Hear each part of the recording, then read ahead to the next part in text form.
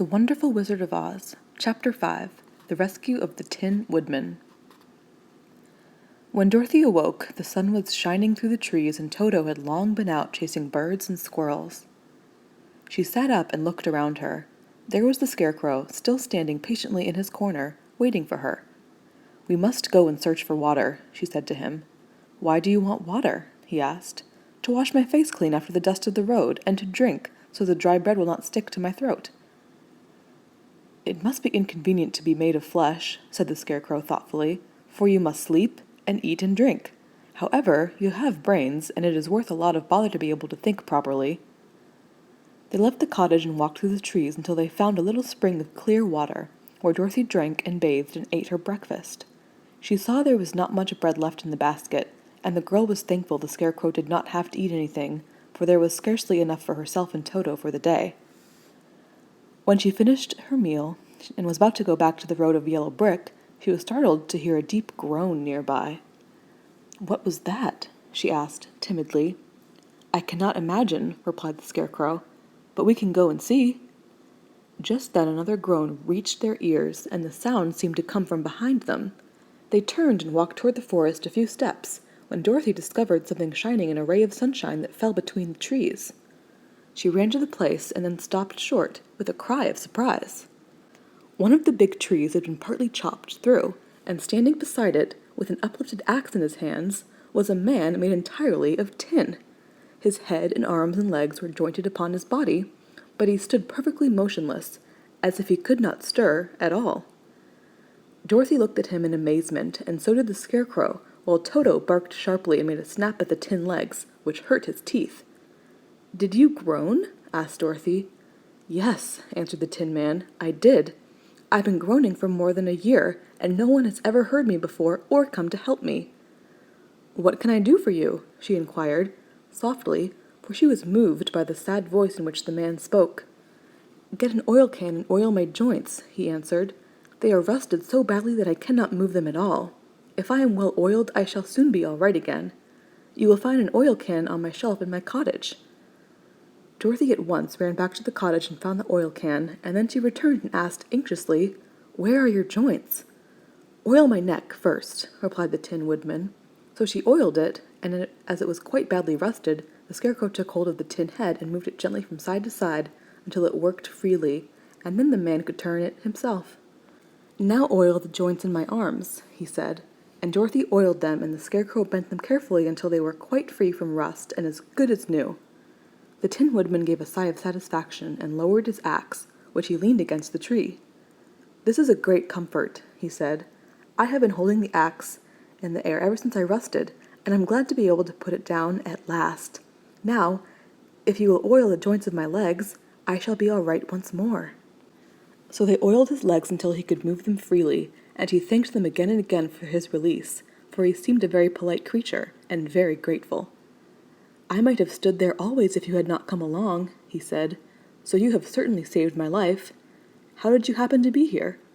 "We are on our way to the Emerald City to see the Great Oz," she answered, "and we stopped at your cottage to pass the night." "Why do you wish to see Oz?" he asked. "I want him to send me back to Kansas, and the Scarecrow wants him to put a few brains into his head," she replied. The Tin Woodman appeared to think deeply for a moment.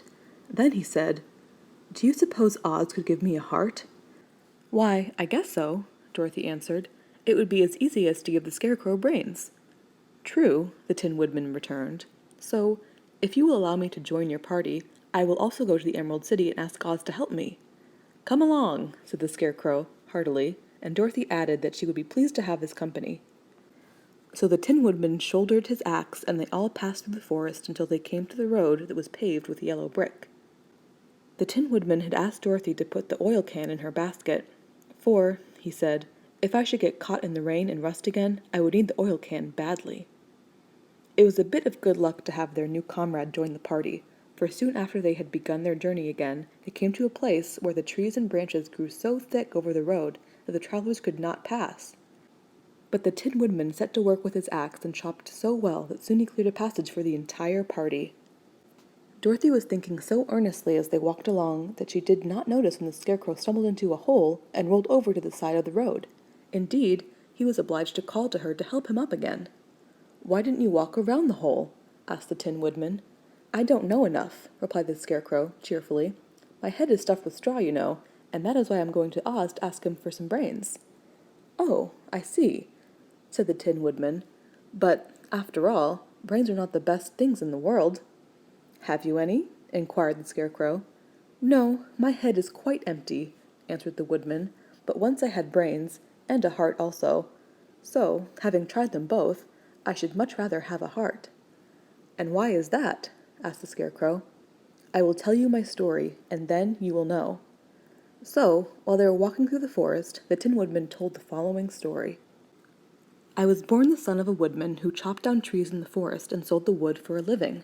When I grew up, I too became a wood chopper, and after my father died, I took care of my old mother as long as she lived.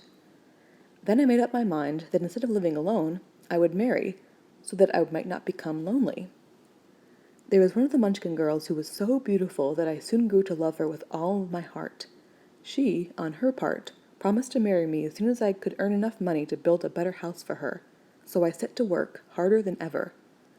But the girl lived with an old woman who did not want her to marry anyone, for she was so lazy she wished the girl to remain with her and do the cooking and the housework. So the old woman went to the Wicked Witch of the East and promised her 2 sheep and a cow if she could prevent the marriage. Thereupon the Wicked Witch enchanted my axe, and when I was chopping away at my best one day, for I was anxious to get the new house and my wife as soon as possible, the axe slipped all at once and cut off my left leg. This at first seemed a great misfortune, for I knew a one-legged man could not do very well as a wood chopper. So I went to a tinsmith and had him make me a new leg out of tin.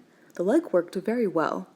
Once I was used to it, my action angered the Wicked Witch of the East, for she had promised the old woman I should not marry the pretty Munchkin girl. When I began chopping again, my axe slipped and cut off my right leg. Again I went to the tinner, and again he made me a leg out of tin. After this enchanted axe cut off my arms, one after the other, but, nothing daunted, I had them replaced with tin ones. The Wicked Witch then made the axe slip and cut off my head, and at first I thought that was the end of me. But the tinner happened to come along, and he made me a new head out of tin. I thought I had beaten the Wicked Witch then, and I worked harder than ever, but I little knew how cruel my enemy could be. She thought of a new way to kill my love for the beautiful Munchkin maiden, and made my axe slip again, so that it cut right through my body, splitting me into 2 halves. Once more the tinner came to my help and made me a body of tin, fastening my tin arms and legs and head to it by means of joints, so that I could move around as well as ever. But alas! I had now no heart, so that I lost all my love for the Munchkin girl, and did not care whether I married her or not. I suppose she is still living with the old woman, waiting for me to come after her. My body shone so brightly in the sun that I felt very proud of it, and it did not matter now if my axe slipped, for it could not cut me. There was only one danger, that my joints would rust, but I kept an oil can in my cottage and took care to oil myself whenever I needed it. However, there came a day when I forgot to do this, and, being caught in a rainstorm, before I thought of the danger my joints had rusted, and I was left to stand in the woods until you came to help me. It was a terrible thing to undergo, but during the year I stood there, I had time to think about the greatest loss I had ever known, was the loss of my heart.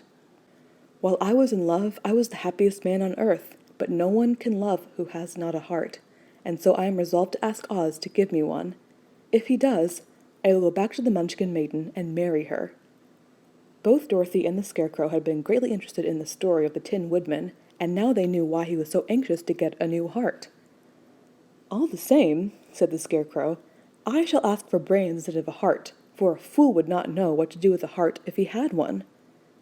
"I shall take the heart," returned the Tin Woodman, "for brains do not make one happy, and happiness is the best thing in the world."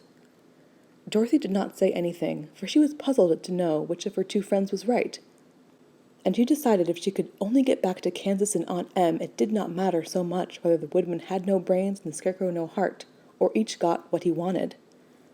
What worried her most was that the bread was nearly gone, and another meal for herself and Toto would empty the basket. To be sure, neither the Woodman nor the Scarecrow ever ate anything, but she was not made of tin nor straw, and could not live unless she was fed.